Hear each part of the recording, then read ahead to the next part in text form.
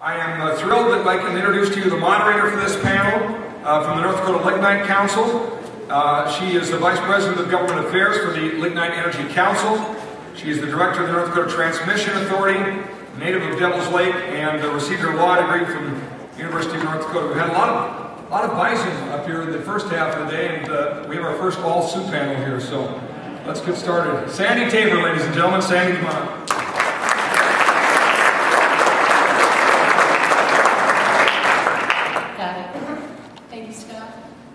Welcome everyone, and thanks so much for joining us this afternoon to talk about lignite. It is a subject that many out in the eastern part of the state don't have a great in-depth knowledge of, so before I introduce Attorney General Stenehjem and Mike Eggl to discuss a couple of specific topics, I'm going to give you a quick overview of our lignite industry. I'll ask that you just hold your questions until the end of the presentations. I think we have plenty of time for our panel, and then we'll address questions at the end. Let me start just by way of background, telling you a little bit about the Lignite Energy Council.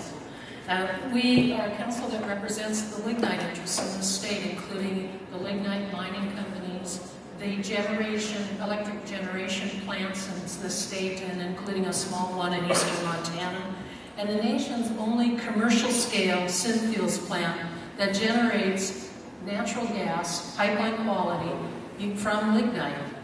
We also have just about 350 members who are the contractors and suppliers from not just North Dakota, but from many states and Canada. And they are the ones who provide valuable service to our major members. These next two slides just give you a little bit of feel for who make up the Lignite Council.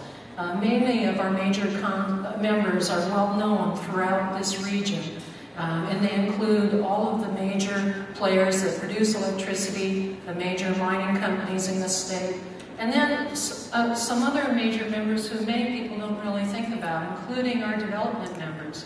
These are the people who are the entrepreneurs of our industry. They're the ones who are looking forward to the future and saying, what else can we use lignite for? How else can we use lignite?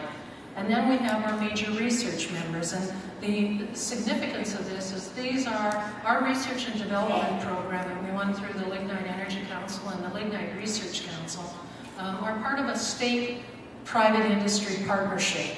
And the R&D people are the ones who give our development members the ideas and help those ideas come to fruition. This map I threw in just because I think it's so interesting. Our electric producer members, our major members, service a good segment of the middle of the country.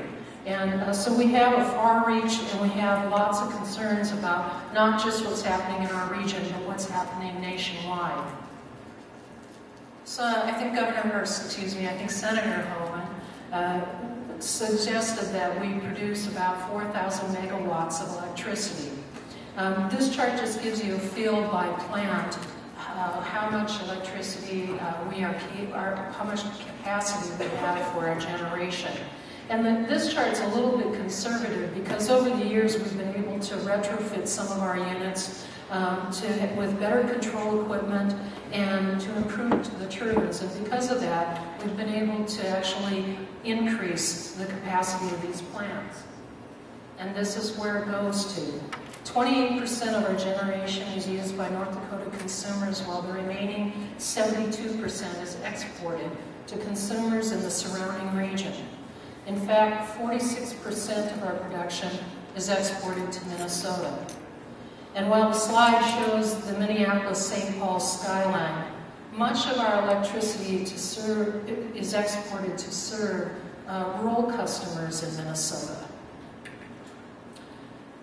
So, how does lignite play into the economy of the state? Well, depending on who you talk to, we're either the fourth or the fifth largest industry in the state. We create 27,000 direct and indirect jobs, and these are some of the highest paying jobs in the state, generating personal income every year of right around $930 million. In fact, there are 3 counties in coal country, Oliver, Mercer, and McLean, that rank among the state's top 10 for the highest average wages in the state. In Oliver County, and just for those of you who aren't sure what coal country is, think of Beulah and Hazen and west of the Missouri River, and you're in coal country. Oliver County has been at the top of the highest ranking average wage county in the state for several years, and their average wages are right around $61,400. Mercer and McLean also right up there in the top 10, all well above the average state wage, which is $38,100. So while we produce power for many states, the jobs are in North Dakota. And this slide reflects why it is so important to ensure that the growth in lignite industry is not stifled by federal regulations or legislation from neighboring states. Now, before we get into some detail about what's going on at the regulatory level, let me make one thing clear. Our industry understands the importance of clean air and clean water. In fact, North Dakota has always been named by the Environmental Protection Agency as a clean air state, meeting all federal ambient air pollution emission requirements. Currently, it's joined by 10 other states, and I say currently because states come and go off this list. The only one that hasn't, or not the only one, but at least I can tell you that North Dakota is one of the few that has always been named by the EPA as a clean air state. And we're very proud of that as an industry. In fact, North Dakota's air quality makes the American Lung Association's honor roll. Both Bismarck and Fargo were among the top cleanest cities for year-round particulate matter. When I say particulate matter, think of dust. The two were also among the top-rated cleanest cities when it comes to ozone, and ozone is a component of smog. How do we remain a clean air state year after year? By investments in new technology.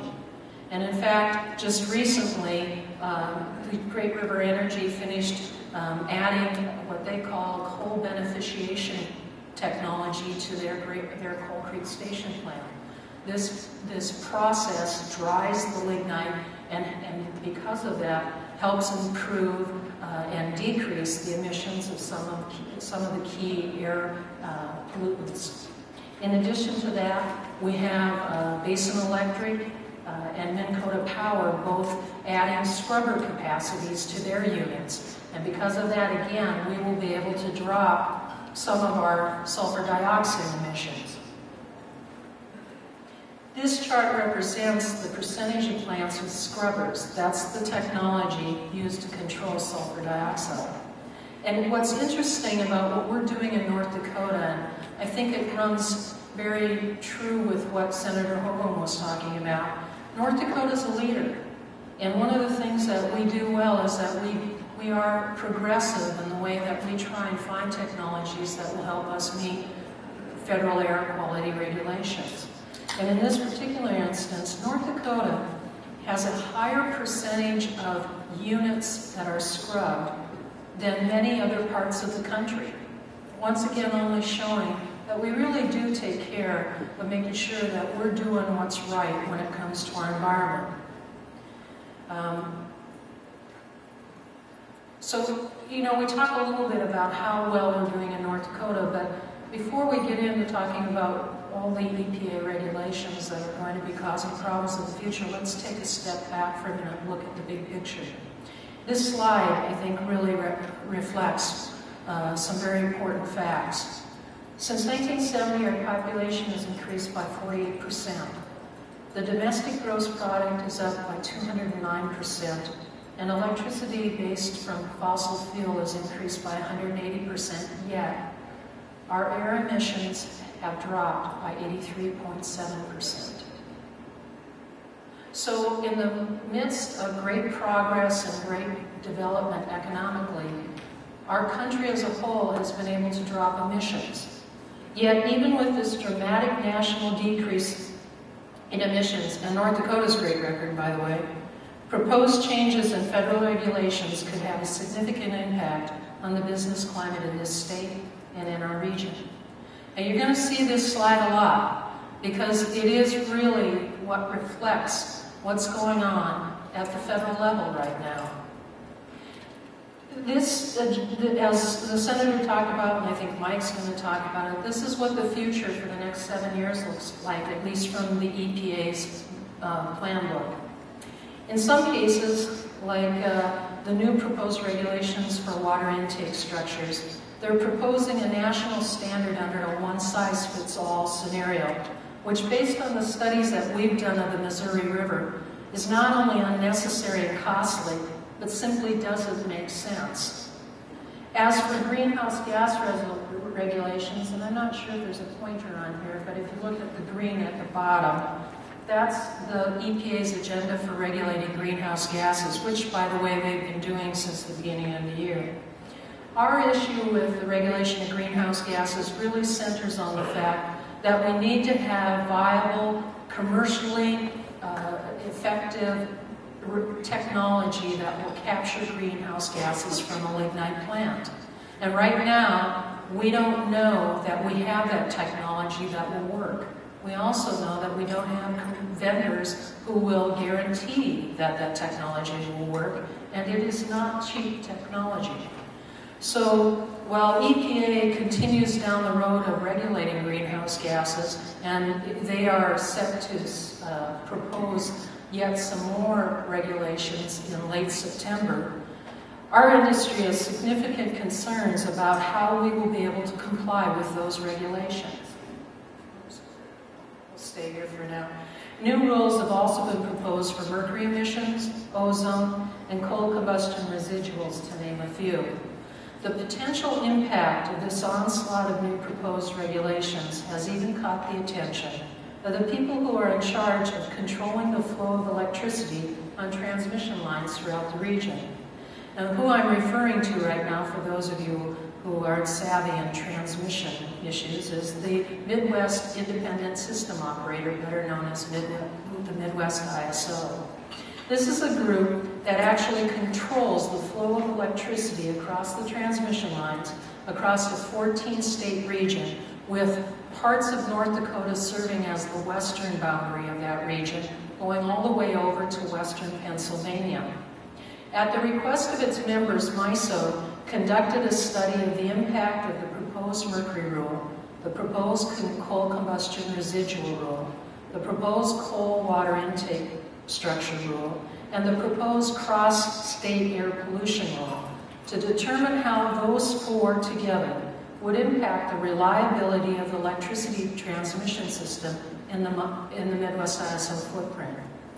Of no surprise, the study found that there was a potential for the retirement of several thousand megawatts of coal-fired units across those 14 states due to the cost of retrofitting older plants with new control equipment.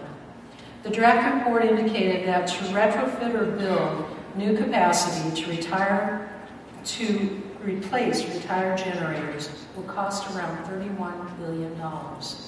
The report also indicated an estimated $500 to $800 million of additional transmission line upgrades to ensure the reliability of the regional electricity grid.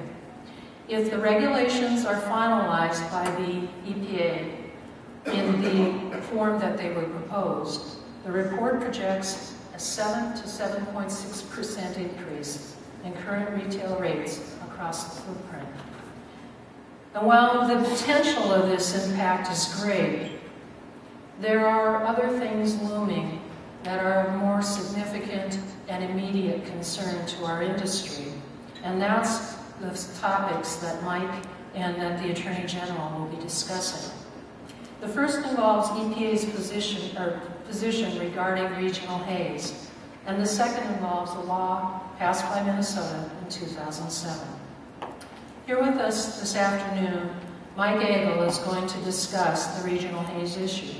And let me just tell you a little bit about Mike before I welcome him to the podium. He is the Senior Vice President of External Relations and Communications at Basin Electric Power Cooperative, where he directs the development and implementation of public policy and legislative strategies and oversees the company's external communication program. Prior to joining Basin, Mike handled energy, natural resource, and environment issues for U.S. Senator Byron Dorgan, stationed in Washington.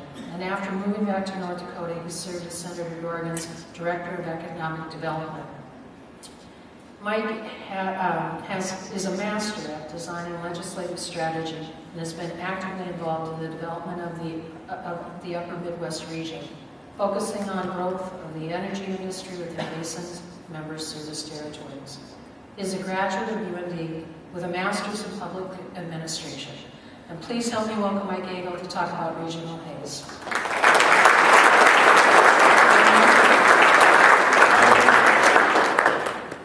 Thank you, Sandy. I'd like to take a moment to thank you all for taking the time to listen to this panel today, as well as thank Senator Hoban for convening this in what is an important issue in terms of our long-term energy policy. You've heard it mentioned a good number of times this morning that the need for energy policy and a good direction in energy policy is growing, and I'm going to go a little bit deeper into why that is growing.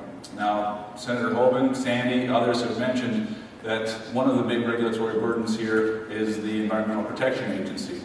What I'm going to talk about in a little bit, in one way, is a case study of the larger picture. And the focus I'd like to bring to this is simply this. All of you in this room understand how resources are allocated. You're all involved in business in some fashion. You're all involved in public activities that determine where money goes. And you're all determining where your human resources go.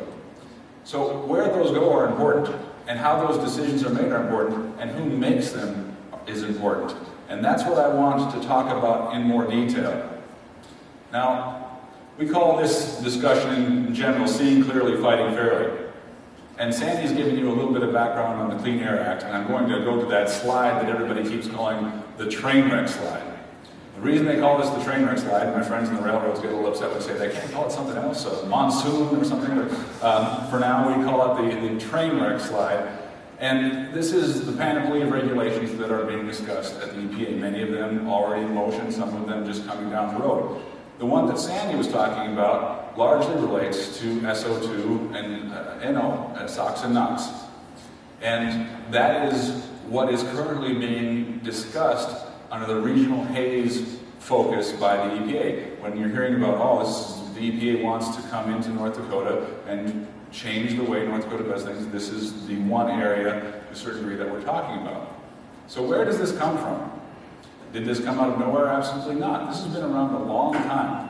The original Clean Air Act discussion on this particular piece of statute started in 1977 under Section 169A.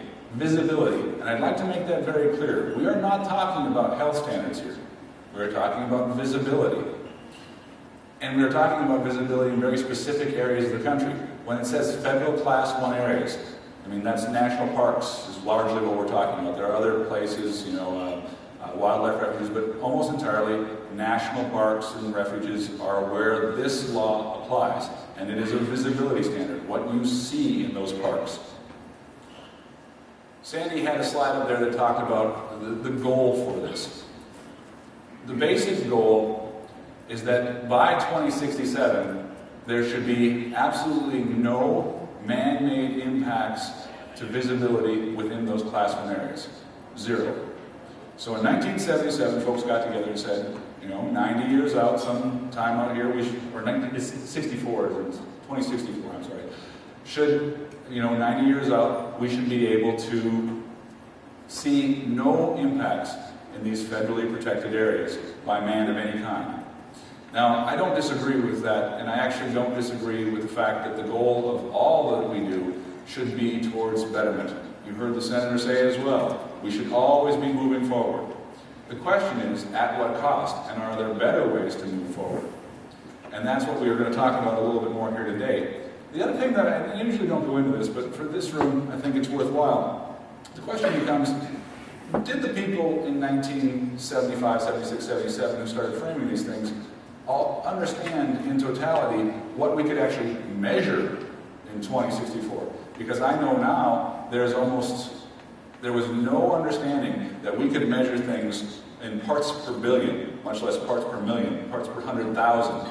Our capability to see and understand what is in the environment has doubled and tripled over that time period. And sometimes you need to evaluate what is the goal and how do you do that. Much more, what was that area like 150 years ago, 200 years ago, 300 years ago? What is our target? See, if I had clicked forward, I would have known it was 2064. No visibility impairments by 2064. So the EPA didn't get about this process in a lot of ways until 1999. You may ask, why is that? There's a lot of reasons for it, and I won't go into a lot of detail. The short answer is that there are several laws, 5 major laws that can be used to control SOx and NOx out of single source emissions such as power plants. So they have been going through that process involving those other 4, and more got around to these regional haze regulations in 1999. During that process, okay, what is the reasonable progress that must be made? What is the steps that are going to be taken from now, 2010, 2020, 2030, so that we can assure that in 2064 we have no impact? Now, the measures of reasonable progress are something that's, and I don't want to get into this in too level of detail, but the law specifies that at a certain period of time that certain facilities will be covered under certain sections of the law. They call those best available retrofit technology facilities, BART facilities. There are a number of BART facilities in North Dakota, and that's really the crux of this discussion. Now, the Clean Air Act says that the states have primacy in this after they've developed a plan. State have called a SIP, State Implementation Plan. In the state of North Dakota, they are not slouches in the development of protecting the air. You heard Sandi say, North Dakota is one of the only states that has consistently met all the clean air standards. Further, the American Lung Association has taken the counties, even the counties in which these facilities are located, and denoted them as being some of the cleanest air in the country, meeting these health standards. So this is not a situation in which people have sat back on their laurels, nor has the state sat back on its laurels. They have been active in this process, developing a plan. What we are largely talking about is the differences between the state plan and the federal plan. So our facility, and I should say just a few words, Basin Electric, some of you might have heard Ron Harper a little bit earlier talking about, is a generation transmission cooperative that operates through 135 cooperatives in 9 states. One of our facilities, and it just happens that this is the BART facility in North Dakota, is subject to this discussion. What should we do in terms of meeting this reasonable progress towards 2064? Now, the state of North Dakota came up with this plan towards reasonable progress. Essentially what has happened since the state came up with their plan is the federal government has said, I'm sorry, your plan isn't good enough, and we want you to do more. The question is, how much more and at what cost? So the EPA notified the state that it's going to FIP, and I apologize for the acronyms, but it's Federal Implementation Program, a portion of the state's plan. So they're going to take part of the state of North Dakota's plan and implement their structure over it, above it. So what does that mean? Reductions of sulfur dioxide, nitrogen dioxide, and nitrogen oxide. The question mark becomes whether we are going to try new technology on these facilities. That new technology is called selective catalytic reduction. This is in addition to the scrubbing technology that Sandi mentioned. The difference between the state plan and the federal plan is $700 million. So the question becomes, do we spend an additional $700 million above and beyond what the state is recommending to put on technology that is as yet unproven on these facilities? And this is the discussion that the state is in, and we are supporting the state in its position. Now, like so many other things, and the Attorney General will surely be more adept at talking about this than I am, many of these laws have been challenged. In fact, part of the problem is that during the previous 2 presidential administrations, some fairly reasonable solutions were moved forward. This was bipartisan. However, they got challenged and ended up in the court structure. So now we have a lot of this regulation taken apart by favorable agency positions coupled with favorable consent legal fights within the environmental community. This is happening here.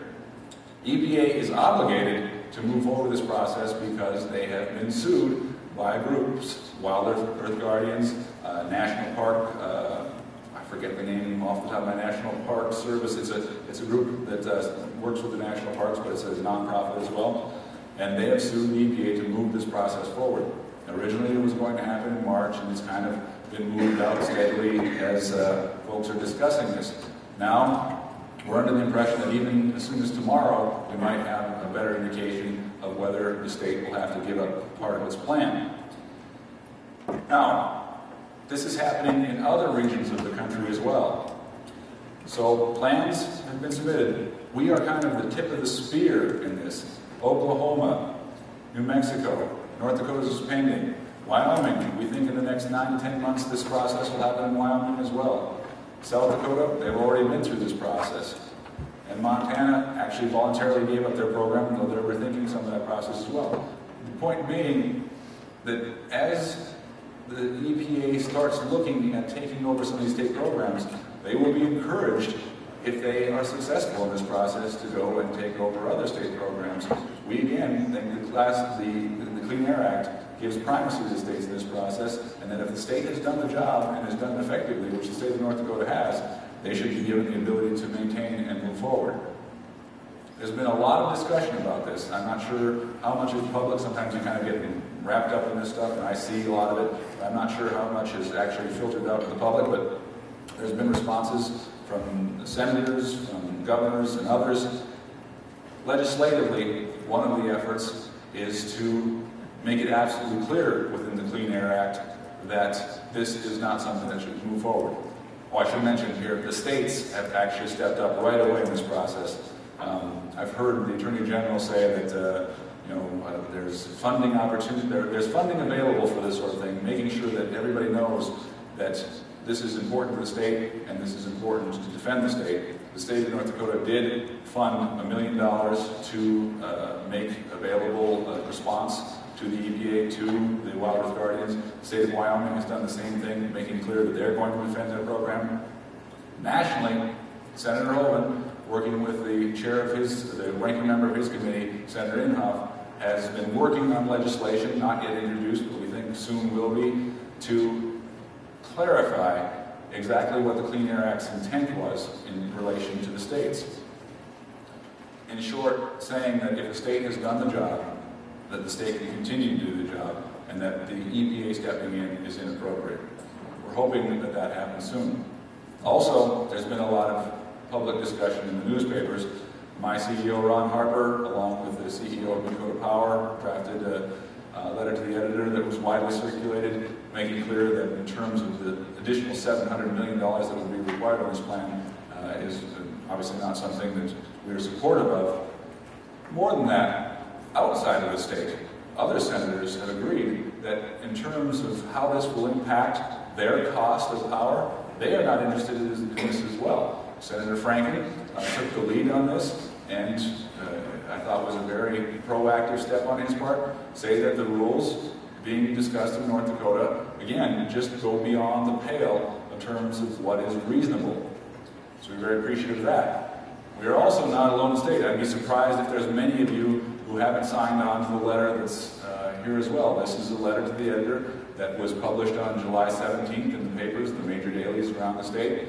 And I'll click to the crux of it here. It says 62 op-ed signees. Actually, that number was bigger at the time the letter actually went to the papers, but this includes farm groups, oil, natural gas, utilities, chambers of commerce, others who have all looked at this issue and said, you know what, this is a bridge too far.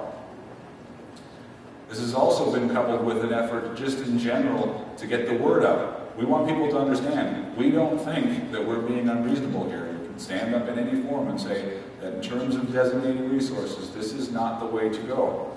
So, Sandi, the Lignite Energy Council, Partners for Affordable Energy, the Industrial Commission, others have been discussing how to best communicate this message. You see that structure up there. Can you see the difference? Because we're going to spend $700 million more here, and you will not be able to visually see the difference in these Class 1 areas. I want to make that clear. Under the modeling, if you look at that additional $700 million spent and you go to Theodore Roosevelt National Park, you won't be able to see any difference. I'd also like to run an ad that probably says it more eloquently than I can, and so if you could run through that, I'd appreciate it. Can you see the difference? A or B? While not visible, the difference is nearly $700 million. That's how much more it would cost for EPA's plan to regulate visibility in North Dakota. And that's over the state's existing plan. With EPA's plan, the benefits are hazy. The costs are crystal clear. Go to stopepand.com and tell EPA a federal takeover is not right for North Dakota.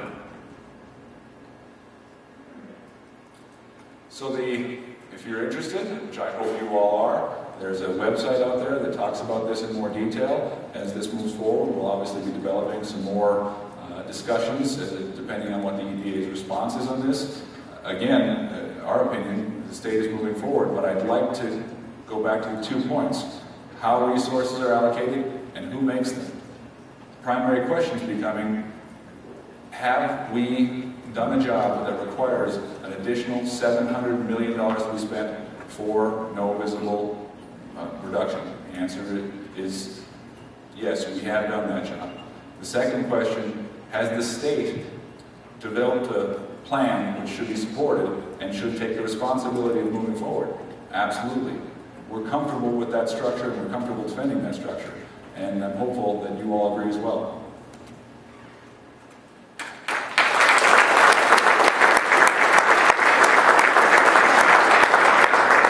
Thanks, Mike.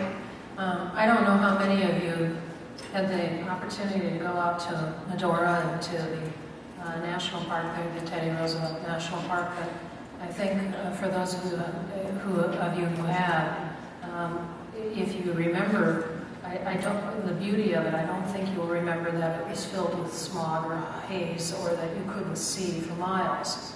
And as Mike so eloquently put, that's really what this rule is about. It's about visibility, not air emissions. And I think, well, it was well intended for places like the Grand Canyon and the Shenandoah and other parks in Appalachia.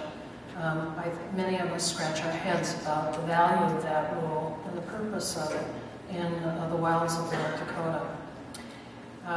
With Congress at loggerheads when it comes to energy policy, as Senator Hogan pointed out, several states have decided to tackle national and at times global environmental issues on their own. In particular, our neighbors to the east decided to address global climate change back in 2007. Unfortunately, the law passed by the Minnesota legislature had far-reaching tentacles, challenging the ability of North Dakota companies to do business in Minnesota. This afternoon, we are fortunate to have our North Dakota Attorney General, Stenehjem, join us to discuss the Minnesota legislation and its repercussions, and he mentioned that he might even talk about a couple of other things that are on his mind. The Attorney General was elected to the North Dakota House of Representatives in 1976.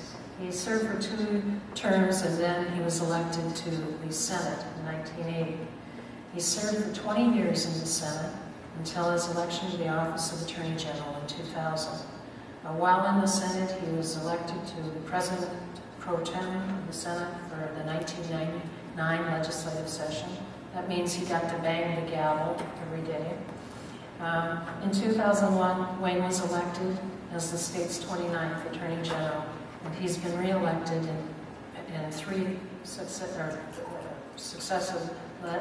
elections in 2004, 2006, and 2010. One of Wayne's duties as the Attorney General is to serve on the North Dakota Industrial Commission along with the Governor and the Agriculture Commissioner.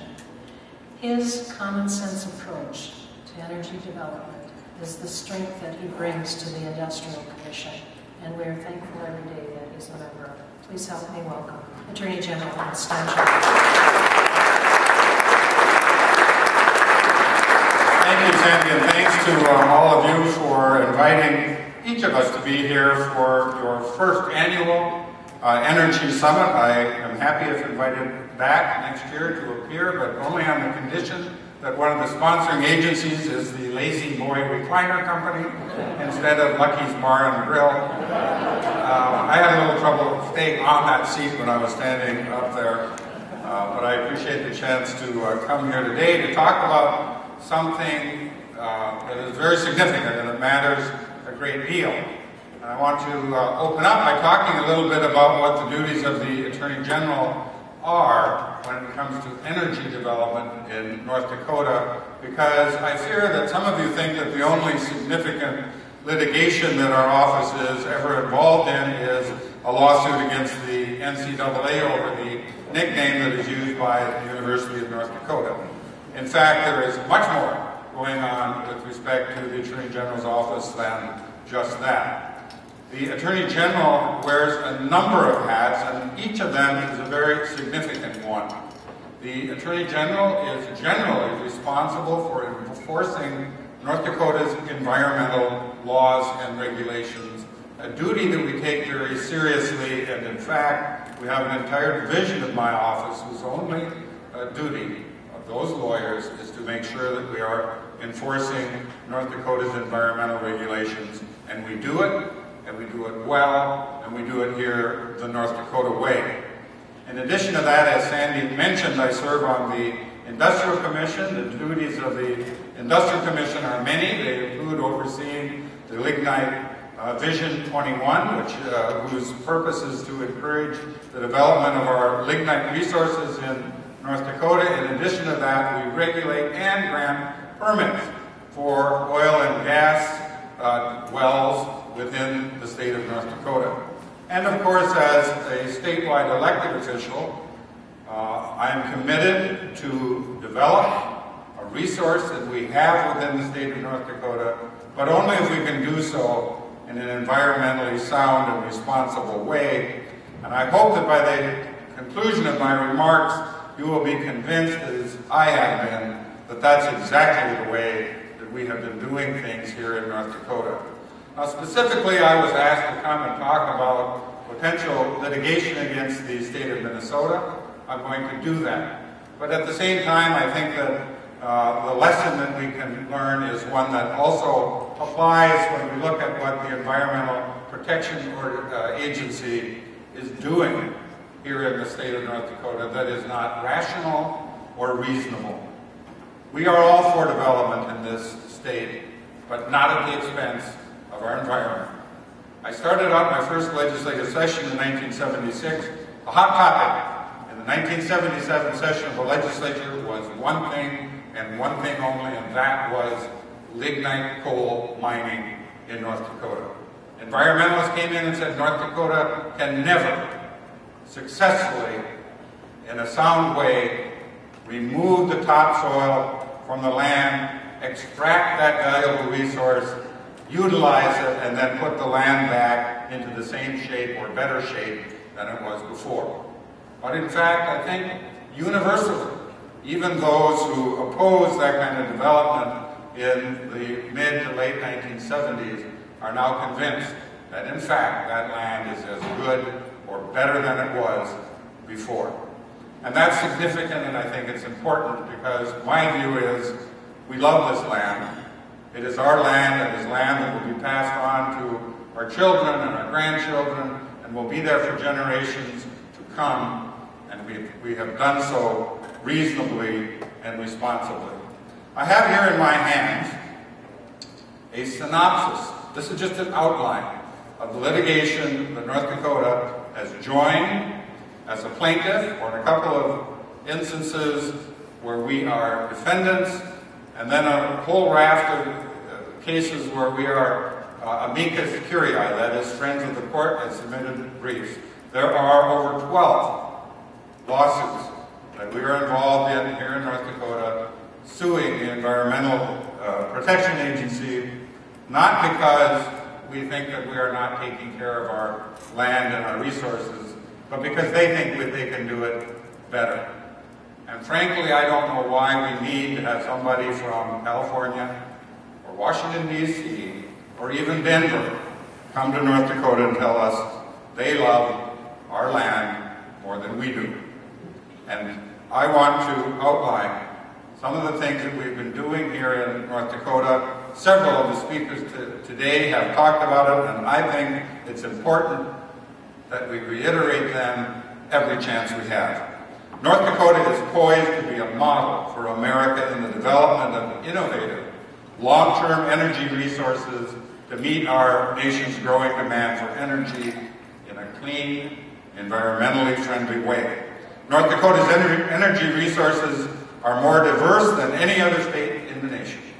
North Dakota is the home to the largest deposits of lignite coal in the world, is the fourth largest oil-producing state in the nation, and I think will become the third.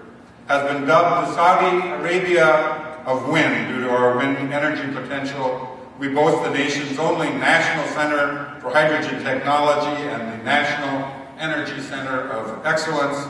We have a university system with world-class energy research and training programs, a talented workforce with a strong work ethic, and we are investing greatly in research and development to generate new ideas and new technologies for the future. Meeting our nation's long-term energy needs requires all players in the energy industry to be engaged to be successful. Examples abound of these partnerships that work in North Dakota. In June, oil production hit an all-time record high of over 380,000 barrels of oil a day. At the same time, there are over 5,500 producing wells, another all-time record. North Dakota's current wind production capacity, greater than 1,400 megawatts, with a state goal of increasing our installed capacity to 5,000 megawatts by 2020. One major project recently completed construction, and two major projects are being planned as a result of the state's Lignite Vision 21 program. The combined use energy plant in Spiritwood will become operational using Lignite in September, and planning is occurring for a coal-to-hydrogen plant near South Park and a coal liquefaction facility in the Plain County. If you like natural gas, 16 natural gas processing plants are now operating in western North Dakota. From 2006 to the end of this year, natural gas processing companies will have more than tripled their ability to turn North Dakota's valuable natural gas resources into a safe, clean energy source for America. From 2011 to 2013, North Dakota will see roughly $3 billion invested in new or expanded natural gas processing and transportation systems. By the end of next year, North Dakota's natural gas processing plants will have the capacity to process 1 billion cubic feet of natural gas each and every day. 278 blender pumps has been mentioned that have been or are being installed all across the state. Senator Hoeven mentioned some of the goals of his Empower North Dakota Commission. They're bare, just a quick repetition. Overall, our goals are to double North Dakota's energy production from all sources by the year 2025, increase North Dakota's energy export capacity to 7,500 megawatts in coordination with other states to facilitate permitting, construction, and upgrading transmission systems by 2020. Support the retrofit of existing electricity generation units in an economically feasible manner, build clean coal electric generation plants in North Dakota, produce 450 million gallons of ethanol by 2015, develop commercial biomass production and use in North Dakota, and become a national leader in the development of viable production scale cellulosic ethanol. The list goes on and on. To do all of this, we need state and federal policies that ensure the state business climate is predictable and stable. We need to enact and preserve state laws and regulations that facilitate investment and avoid bureaucratic uncertainty. Let me be a little more specific in a couple of our projects. Specifically, I want to talk about carbon sequestration. That's an important issue. The Energy and Environmental Research Center, located at UND, received an award of $67 million from the Department of Energy for at least 2 large-scale CO2 capture and storage demonstration projects. One would potentially be located in Montana, the other in British Columbia. But the project would involve capturing CO2 from an existing natural gas sweetening operation in Wyoming, injecting that CO2 into suitable geological formations in Montana for enhanced oil recovery and long-term storage. But North Dakota also enjoys the same kind of geological formations that may make that kind of CO2 storage something that will work remarkably well. And in fact, in North Dakota, we're the only state that has enacted legislation that will facilitate exactly that kind of thing taking place. In North Dakota, there are several other CO2 capture studies and research that are going on, and I think North Dakota is and will be at the forefront of that very topic. But this is just a sampling. We're doing more. In fact, we're doing much more.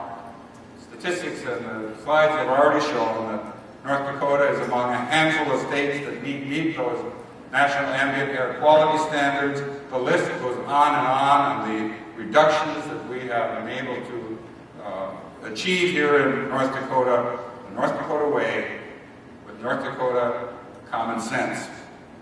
As I mentioned, we love our environment here. We're happy to see the production and the use of a natural resource not at the expense of our environment, but in cooperation with all of the key players.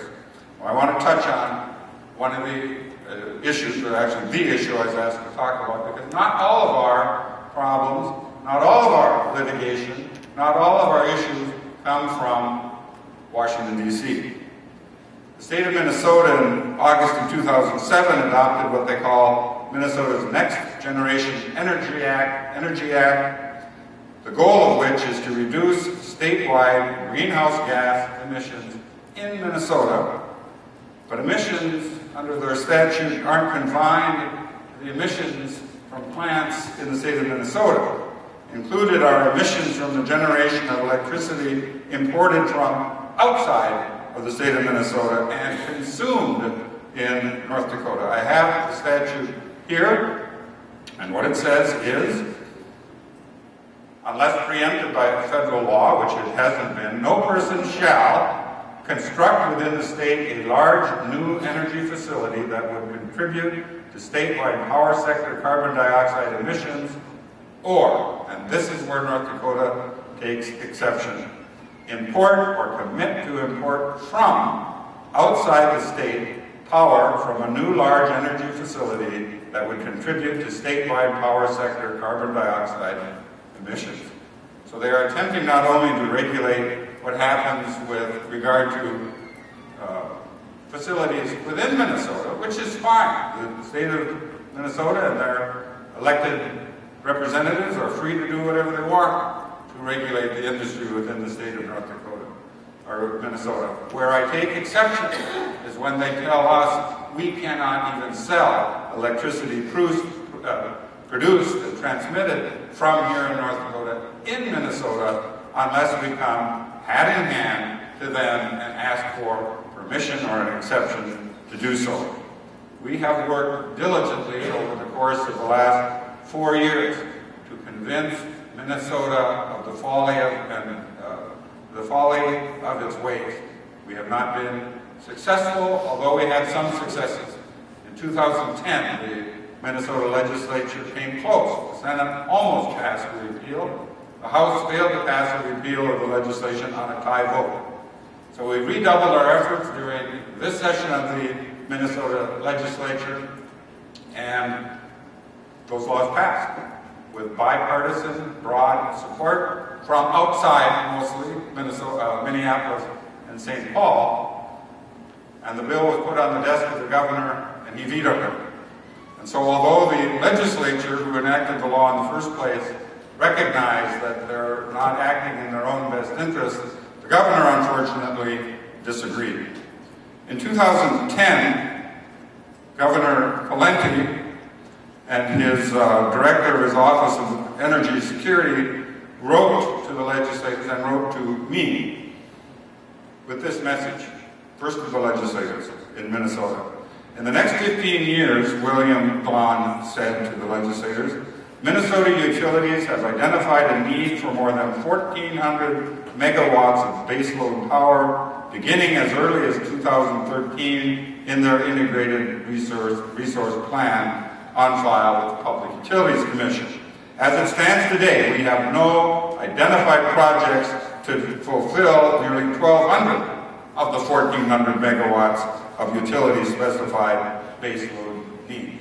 They don't know what they're going to do.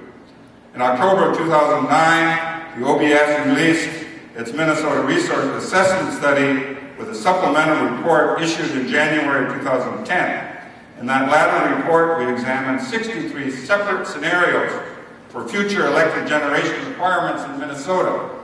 In 40 of the scenarios, 63%, we identified a need for coal-fired power generation ranging by scenario from 1 to 9 plants, 500 megawatts each, beginning as early as 2014. We hope you will support this legislation and consider the above information as you work through the final 6 weeks of the session. Please let me know if I can be of assistance.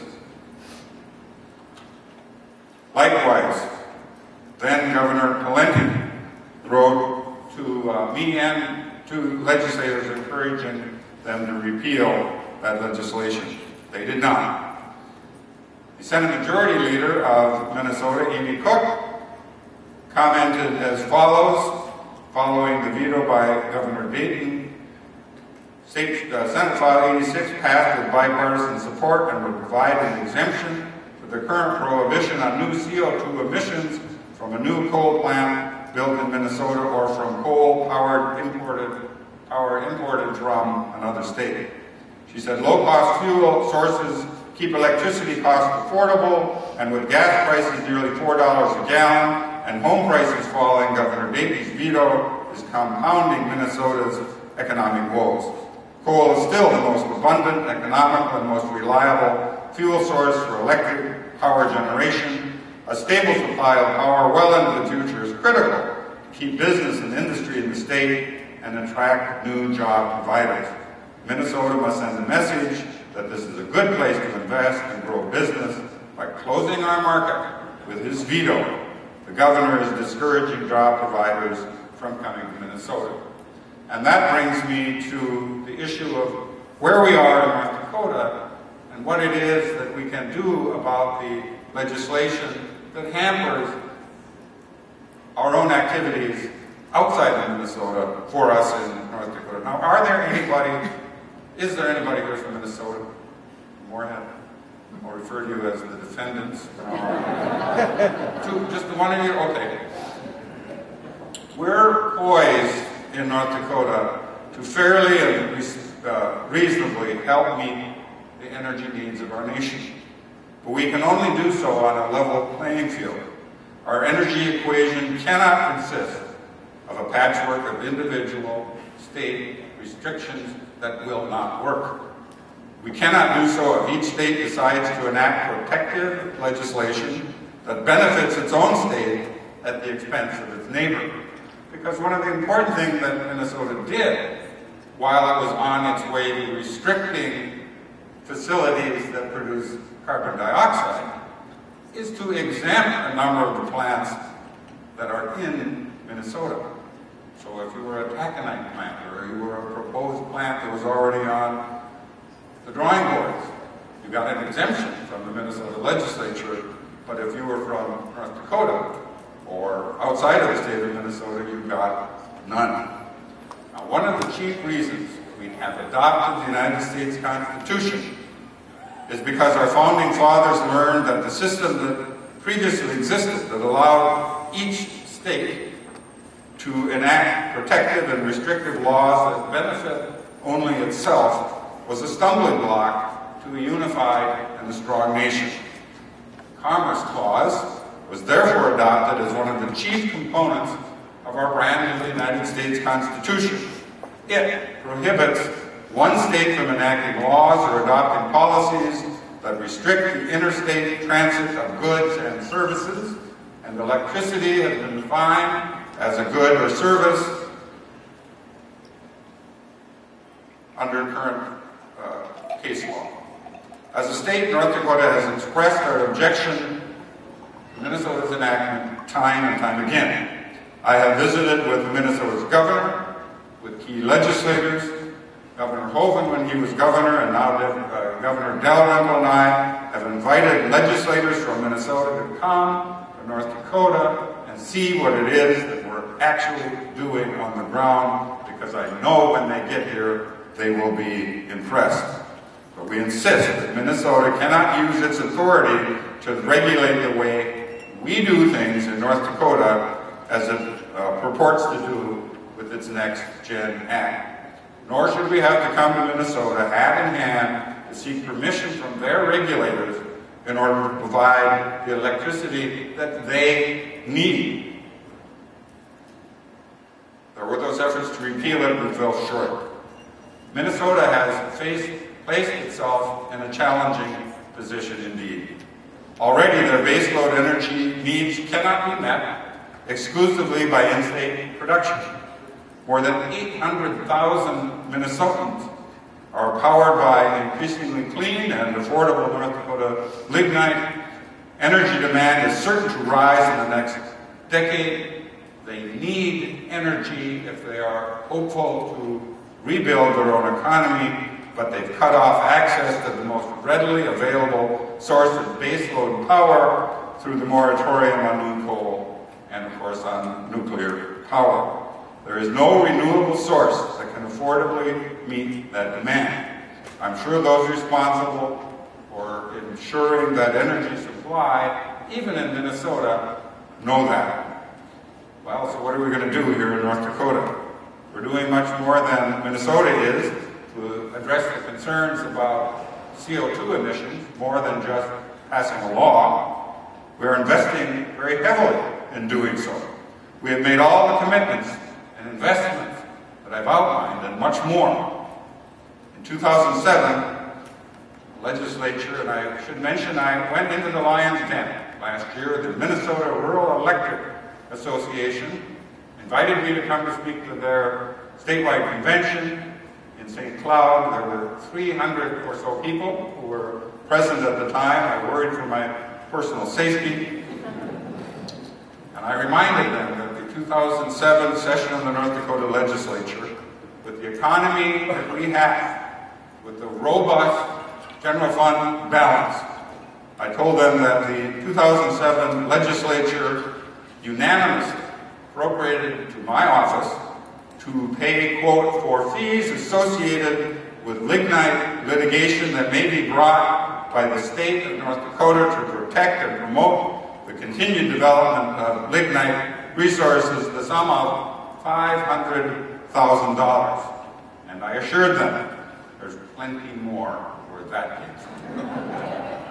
Please understand, I didn't come here or go to Minnesota on all of those occasions to pick a fight. I didn't go there to, as some of the bloggers say, to rattle sabers. And I certainly didn't go there, as some of the members of the opposition of the legislature suggested, because I was bluffing. This is a very real issue, and though I'm not here to announce the commencement of litigation at this time, if that eventuality does arrive, I will be back, maybe in this very same hotel, maybe with some of the people in this room, because I think that by repealing that law, and by doing everything North Dakota can do to help Minnesota repeal that law, we're doing ourselves a favor, and just as important, we're doing Minnesota a favor. Thank you very much. It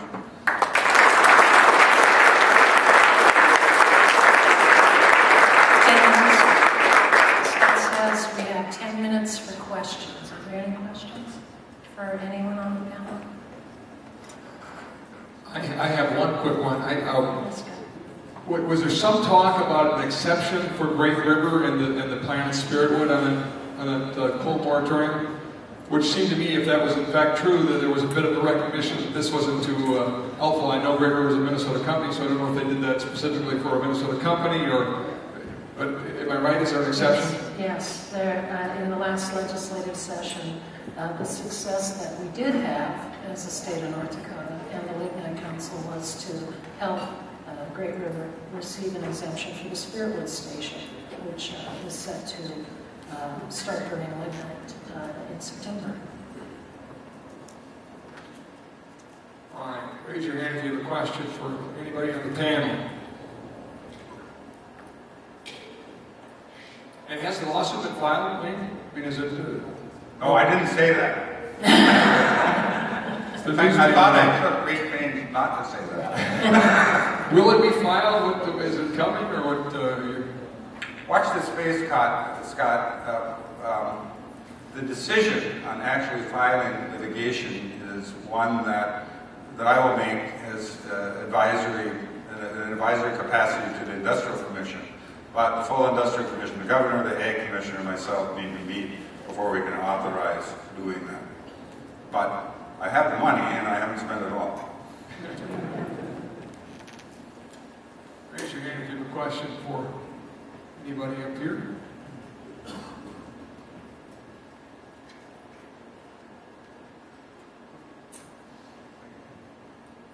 Anybody? They were so good, they answered every question. Everybody has. I will be here during the break if anyone has individual questions that you want to ask Mike or Sandy.